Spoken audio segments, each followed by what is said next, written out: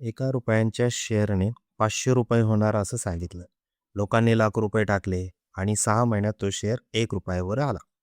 Penny स्टॉकमध्ये पैसे दुप्पट होतात का? पण अनेकदा शून्यही होतात. आजच्या व्हिडिओमध्ये आपण पाहणार आहोत पेनी स्टॉक ट्रॅप कसा ओळखायचा, कोणत्या 7 संकेतावर फसवणूक समजते आणि सुरक्षित गुंतवणूक कशी करायची. पेनी स्टॉक म्हणजे काय हे आपण पाहूया. 10 रुपयाचा स्टॉक, 20 रुपयाचा, 50 रुपयाचा, खाली ट्रेड होणारे शेअर्स म्हणजे पेनी स्टॉक. सहजासहजी स्मॉल आणि अननोन कंपनीज असतात हे, म्हणजे याचं मार्केट व्हॅल्यू फार कमी असतात. कमी लिक्विडिटी असते, म्हणजे याच्यामध्ये ट्रेडिंग आणि बाय आणि सेल हे कमी प्रमाणात होतं. हाय व्हॉलॅटिलिटी असते.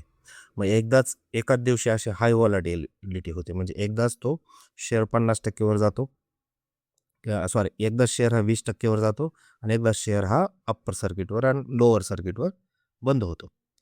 कमी किंमत असल्यामुळे तो स्वस्त आहे असं समजायचं कधीच नाही आहे. कधीकधी कंपनी ही कमजोर असते, हे लक्षात ठेवा. हा पेनी स्टॉकच्या कंपन्या कमजोर असतात कधीकधी, आणि कमी किंमत असल्यामुळे तो स्वस्त आहे असं नसतं. 7 वॉर्निंग साईज आपण ट्रॅप ओळखायचा. बघा, अचानक झालेली वाढ म्हणजे काय? तर 1 महिन्यात आपण ऐकतो 1 महिन्यात 300% वाढ, 1 महिन्यात 1000% वाढ. त्याच्यामुळे पंप आणि डमची शक्यता असते. पंप आणि डम म्हणजे काय? 300 वाढला तर दुसऱ्या दिवशी 400-500% खाली येतो. सोशल मीडियावर अति प्रमाणाचा प्रचार हे एक ट्रॅपचं मुख्य कारण आहे. टेलिग्राम चॅनलवर आपण सजेशन पाहतो, कोणी दिलेले व्हॉट्सअपवर सजेशन पाहतो, गॅरंटेड इन्कम म्हणतो, गॅरंटेड मल्टीबॅगर त्याला म्हटलं जातं सोशल मीडियावरती. हे सगळे लाल सिग्नलमध्ये असतात, हे लक्षात ठेवा.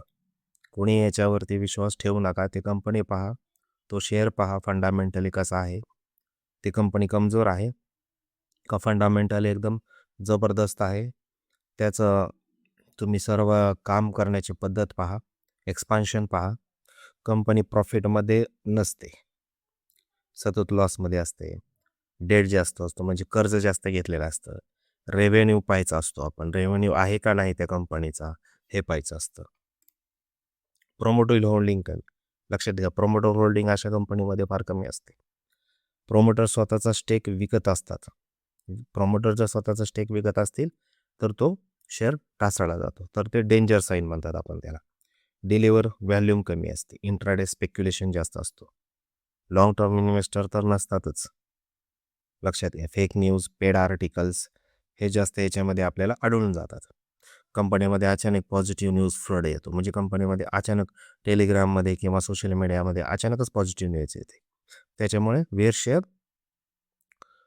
वरती आर्टिफिशियली पंप करतात, म्हणजे आर्टिफिशियली लोक त्याला वर ढकलतात आणि दुसऱ्या तिसऱ्या दिवशी लगेच खाली येऊन तुमचा नॉन प्रॉफिटेबल शेअर होऊन जातो.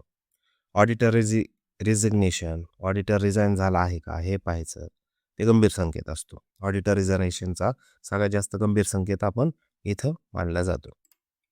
पंप अँड डंप कसं काम करतं बघा. पंप अँड डंप हे तुम्ही फारदा शेअर ऐकलं असेल, नाव ऐकलं असेल.